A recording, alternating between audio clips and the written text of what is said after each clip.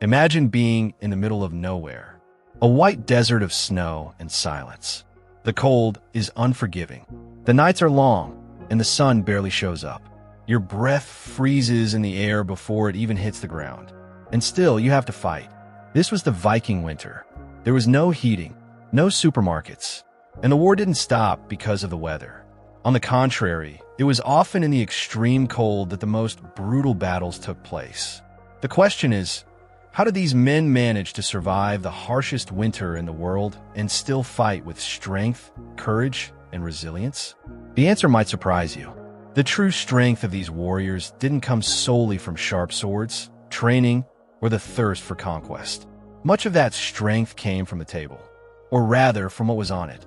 While the snow covered the forests and the fjords froze, the Vikings relied on millennia-old dietary strategies.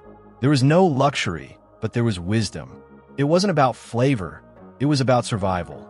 And they knew exactly what to eat to keep their bodies warm, their muscles firm, and their spirits ready for battle.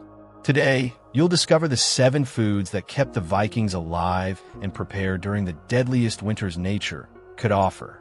A true lesson in endurance, where tradition, instinct, and brutality blend in every meal. And don't underestimate these foods. The last one on the list might seem common to you, but it hid a powerful secret that the Nordic warriors considered sacred. Let's start with a classic of Viking campfires. A simple, yet essential food, one that could be stored for months, even in the middle of the ice. In the middle of the ice, time was a constant enemy. Hunting was uncertain. Crops were nearly non-existent. The Vikings knew that, to survive the winter, they needed a reliable energy reserve. And few things were as valuable as meat. But it wasn't enough to just hunt. They had to ensure that the meat would last. Without refrigerators, the solution lay in fire and smoke. Smoke-dried meat became one of the most important foods in Viking culture, not only for its nutrition, but because it symbolized victory over time. They would hang large pieces of meat on wooden structures above the fire for days or even weeks. The smoke, along with salt and the cold of the environment, preserved the food and turned it into a concentrated source of protein. Each piece was a chunk of stored strength. These meats mainly came from animals like oxen, deer, pigs, and even horses. Nothing was wasted. The entire animal was used. The fat, as important as the lean meat, was used to keep the body warm and provide enough calories to withstand the extreme cold. In times of war, strips of dried meat were carried in leather pouches or strapped to the armor. It was enough to chew on a piece during the journey or before battle. It was light, durable, and didn't spoil easily. For a warrior, it was like carrying raw energy on their belt. Smoked meat also had a social role. Gatherings around the fire, where pieces were cut and shared among men, women, and children, strengthened the bonds of the community. It was the food of survival, but also of unity. Today, it might seem simple, even primitive. But in Viking times, this food was synonymous with planning, knowledge of nature, and adaptation. It was one of the secret weapons against the winter. When the cold hit and everything seemed to freeze, smoked meat reminded the warriors that they were prepared, that they could keep going. But not all Viking foods had a welcoming smell or an easy taste to swallow. The next one on the list is perhaps the strangest of them all, and yet it was a vital delicacy for survival. If smoked meat was a symbol of preparation and resilience, the next food was a true test of courage, not for the effort of obtaining it, but for enduring the smell, the taste, and the preparation process. We're talking about fermented fish, the direct ancestor of what is now known in Iceland as hakarl. To a modern palate, this food may seem unthinkable, but for the Vikings, it was a gift. When the seas froze and fishing became dangerous, they relied on fish stocks that had been prepared months earlier. Not just any fish, often sharks or other large cold water fish, which required a specific process to become edible. These fish couldn't be eaten fresh. Their tissues carried natural toxins that, if consumed directly, would cause severe poisoning. The solution? Fermentation. The fish was buried under the frozen earth or left to dry outdoors, hung on wooden structures for weeks or even months. During this time, the fish literally rotted, but in a controlled way. The toxins dissipated, and the food, though now with a strong smell and a sticky texture, became safe to eat. It was a food of extreme taste, with an odor that few could bear. But the Vikings ate it with pride. It symbolized bravery. Eating fermented fish was like facing the winter head-on. Ugly, cruel, uncomfortable, but necessary. More than that, fermented fish was extremely nutritious. Rich in healthy fats, proteins, and minerals, it helped maintain body energy and kept the mind sharp. In times of scarcity, just a piece of this food could sustain a warrior for hours. There was also a psychological factor. Eating something so challenging prepared the spirit for any hardship. It was a reminder that nothing was worse than hunger, and that even the most repulsive food could become a blessing when life was at stake. This food, though despised by many, was one of the pillars of Nordic survival. And even today, in Iceland, some preserve the tradition, not just as a tourist curiosity, but as a living part of an ancestral heritage. But the Vikings didn't live on meat and fish alone. The next food on the list is an ancient drink, one that not only nourished but also warmed the body and strengthened the spirit. If fermented fish was a test of physical and psychological endurance, mead represented something different, a reward, a celebration, and at the same time, a spiritual fuel. For the Vikings, the drink was not just a luxury. It was an essential part of survival during the long, dark winters. Mead was a sacred drink, made from a fermentation of honey with water and wild herbs. It was considered a gift from the gods. It was believed to strengthen not just the body, but the soul. Many warriors would toast with mead before going to battle, believing it connected them to Odin and the other Norse gods. But beyond the symbolism, there was a practical function. Mead was rich in calories and natural sugars, making it an important source of energy during the intense cold. When diluted and consumed in small doses, it helped keep the body warm and spirits high. During the cold nights, gathering around a fire with a mug of mead was a ritual that kept hope alive. Stories were told, battles were remembered, and the gods were invoked. The drink circulated among the members of the tribe, like an invisible link that united everyone. It was, in many ways, food for the soul. In addition to mead, the Vikings also made other fermented beverages from cereals, wild fruits, and roots. These drinks, though lower in alcohol content, were of great importance. They were made at home, in small quantities, with the ingredients that the land and time allowed.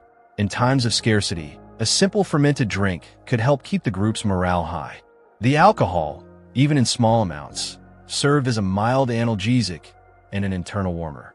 More than that, it was a reminder that life went on, even in the darkness. And there was more. These beverages had probiotic properties as they underwent natural fermentations. Without knowing modern terms, the Vikings were strengthening their intestinal immunity, which helped them resist common illnesses during the winter. With meat for the muscles, fish for endurance, and drinks for the spirit, the Vikings were more and more prepared to face the world. But another food, humble and almost invisible, played a silent yet vital role in this equation. In a world of axes, shields, and battles, there was also the silent and persistent routine of survival. Not every Viking food was wild, exotic, or fermented. Some came from the earth, grown with patience, stored with care, and prepared with wisdom. Among them, one ingredient stood out: barley. Barley was the grain of the Nordic people. It withstood the cold climate better than wheat and grew in poor soils, making it essential for agriculture in Viking settlements. With it, they prepared a simple but incredibly nutritious food: porridge. This barley porridge was much more than just a gruel. It was a warm, dense, and comforting meal, perfect to start the day on a cold morning. Slowly cooked with water, milk, or even bone broths, barley would release its complex sugars over time, providing steady energy for long hours. For the warriors, this made all the difference. Unlike foods that cause quick energy spikes, barley sustained the body steadily, which was essential during long marches, patrols, or even during times of food scarcity. It was the kind of food that warmed you from the inside out, strengthening the body and helping maintain mental clarity. The porridge could be enriched with whatever was available: pieces of dried meat, bitter roots, nuts, dried fruits, or even a bit of honey. In times of abundance, it became a true feast. In times of need, it kept the dignity of the table, even with limited ingredients. More than a practical food, barley porridge was also a link to the land. It represented the collective effort of planting, harvesting, and storing. Women, the elderly, and children also relied on this food, making it a symbol of continuity and stability. And there was yet another function. Barley was also the base for brewing fermented drinks, such as kvass or rustic Viking beer. This made barley a true wild card in the Nordic food culture, present in both the plate and the cup. While fermented fish challenged the stomach and mead warmed the spirit, barley nourished the foundation. It was the silent strength behind each warrior, the constant, discreet, yet indispensable nutrition. But the Vikings also knew the secrets of the forest, and it is there that we find the next essential food of their winter, a treasure hidden beneath the frozen earth, full of energy and tradition. In the frozen landscape of the north, where the ground seemed dormant beneath layers of snow, the Vikings found life where few would imagine. Beneath the hard earth, protected from the extreme cold, precious roots awaited. Silent, modest, but essential. These were the winter vegetables, one of the oldest sources of sustenance during the hardest months of the year. Turnips, wild carrots, beets, onions, and leeks formed the core of the Viking vegetable diet. These foods not only withstood the cold, they thrived in it. Grown in the milder months, they were harvested at the end of autumn and carefully stored in underground cellars or holes lined with straw, where the temperature remained constant and decay was slowed. The roots played a dual role. They provided essential fibers for the body's proper functioning and complemented meat and grain dishes with crucial vitamins and minerals. At a time when scarcity could last weeks, even months, a simple root could be the difference between illness and endurance. They were also extremely versatile. They could be boiled with bones to make nutritious broths, roasted in embers, or even grated raw, when fresh, to complement other meals. The earthy flavor of the roots blended with the smoky taste of meats and the bitterness of fermented grains, creating hearty, simple, and satisfying dishes. More than that, these vegetables were foods that didn't require hunting or fishing. They were within reach of women, children, and the elderly, allowing the village's survival not to rely solely on the strength of the warriors. In times of war or prolonged expeditions, those left behind knew how to stay alive, and this was vital. The Vikings understood the importance of utilizing everything the land could offer, even when it seemed dormant. The forest and soil were not just geographical obstacles. They were allies, as long as you knew how to listen to them and respect them. And if the roots nourished the body, the next foods brought a different type of wealth. Small, rare, and hard to obtain, they carried within them the flavor of the wild nature and the power to nourish with intent. If grains and roots provided daily sustenance, there was something almost precious that the Vikings kept with special care: dried fruits and nuts. Amid the biting cold of winter, these small foods represented a true treasure, not only because of the difficulty in obtaining them, but also for the concentrated nutritional value they carried. During the warmer months, the Nordic tribes gathered wild fruits such as blackberries, raspberries, blueberries, and currants. They were eaten fresh whenever possible, but most were saved for winter. Dried in the sun or near the fire, these fruits lost their water content but preserved their natural sugars, vitamins, and antioxidants. The result was a light food, resistant to time, and that could be easily transported or stored. In winter, these dried fruits were an explosion of energy. Rich in natural glucose, they gave immediate vigor to the warriors before a hunt or during a long journey through the snow. They also served to sweeten porridges, rustic breads, and even to vary mead, breaking the monotony of salty and smoky flavors that predominated during this time. Nuts and hazelnuts, on the other hand, were a gift from the forest. Rich in healthy fats, proteins, and minerals, they had high energy value and could last for many months if properly stored. The most common were European walnuts and hazelnuts, found either by foraging or by primitive cultivation in some more temperate regions. For the Vikings, finding a stash of nuts or dried fruits during a winter journey was like discovering gold. Small portions were enough to curb hunger and restore some strength. Moreover, these foods required no preparation. They could be carried in leather belts or small linen pouches and eaten at any time. More than just nutrition, there was an emotional value. Eating something sweet amidst the bitterness of survival was a gesture of comfort, a reminder of brighter days and past harvests. It was a taste of summer in the middle of winter, and it wasn't just about feeding the body. The presence of these natural elements in the diet helped keep the immune system functioning and prevented diseases related to vitamin deficiencies, common in the harshest months.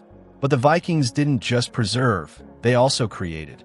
And the last food on our list shows just how far their ingenuity went, turning bones and leftovers into a rich source of sustenance. While the Vikings were known for their bravery in battle and long exploration journeys, their culinary wisdom also extended to the art of making use of every part of the animal they hunted or raised. Among the most nutritious and vital foods were bone broths and offal, foods that, at first glance, might seem less noble, but that offered essential benefits for survival in the cold winter. In ancient times, nothing was wasted. Bones from hunted animals, such as deer, elk, and even bears and seals, were boiled for hours until they turned into rich, gelatinous broths. These broths were not only an excellent source of energy, but also provided nutrients that many other foods could not offer, such as collagen, calcium, magnesium, and phosphorus, substances essential for the health of joints and bones. These broths were a comforting and nourishing food. They helped warm the Vikings after a journey through the snow and, at the same time, prepared their bodies for the intense cold. It was a way to quickly regain strength after a battle or to maintain vigor during prolonged expeditions. But broth wasn't the only way to take advantage of the less valued parts of the animals. Offal, such as liver, kidneys, heart, and lungs, were also essential components of the Viking diet. Although many ancient cultures considered these parts unappetizing, for the Vikings they were a true source of nutritional wealth. The liver, for example, was full of vitamins A, B12, and iron, nutrients essential for maintaining energy and immune system function during the harshest months. The heart and kidneys, in turn, provided high-quality proteins and essential minerals. These offals were cooked or roasted and often consumed together with the bone broths, creating hearty dishes that sustained the Vikings in their fight for survival. Additionally, these foods were practical. As lean meat was rare in the winter, offal and bones were a way to ensure that every hunted animal was fully utilized. There was no room for waste when life depended on the efficiency with which available resources were used.